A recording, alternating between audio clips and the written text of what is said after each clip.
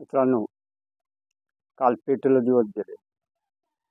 म्हणजे काल मतदान झालं आणि पेटीला दिवस गेले आणि पोरीची डिलिव्हरी ही येत्या 4 तारखेला होणार आहे.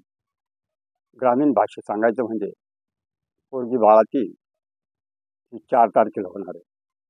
म्हणून लोकांना उत्सुकता लागली आहे की पोरीला कौरव होते का पांडव होते.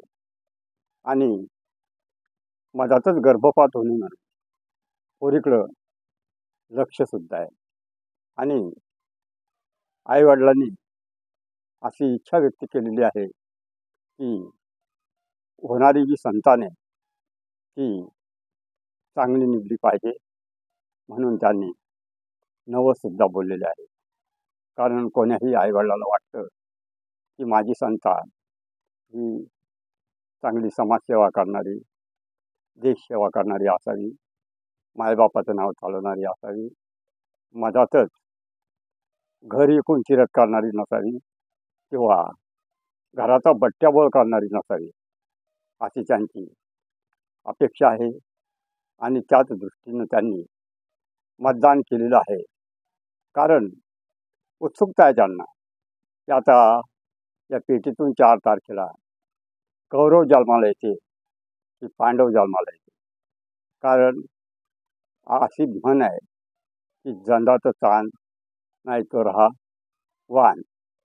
तर मुलानं नाव काढलं नाही तर वान राहणं पुरतं, नाहीतर माय म्हणेल, पोरगी म्हणेल की पोरायला जन्म देणं चालूच आहे, पण पोरं चांगले निघतच नाही, मी थकून गेले, त्याच्यापेक्षा मी वान निघले तर चालते. जर 5 वर्षाला हे पोरं द्यायचा कार्यक्रम चालू आहे आणि पेटी ही परेशान आहे.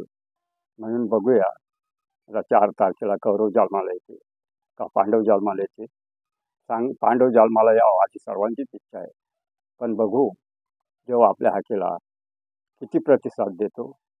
म्हणून 4 तारखेपर्यंत सर्वांनी थांबायचं आहे.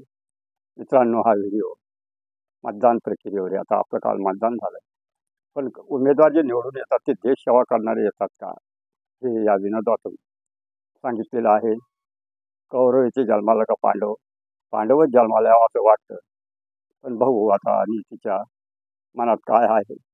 म्हणून हा सामाजिक व्हिडिओ तुम्हाला कसा वाटला तर या व्हिडिओला लाईक करा, शेअर करा, तुमच्या सूचना असेल कमेंट करा आणि माझ्या व्हिडिओ चॅनलला सबस्क्राईब करायला विसरू नका. धन्यवाद.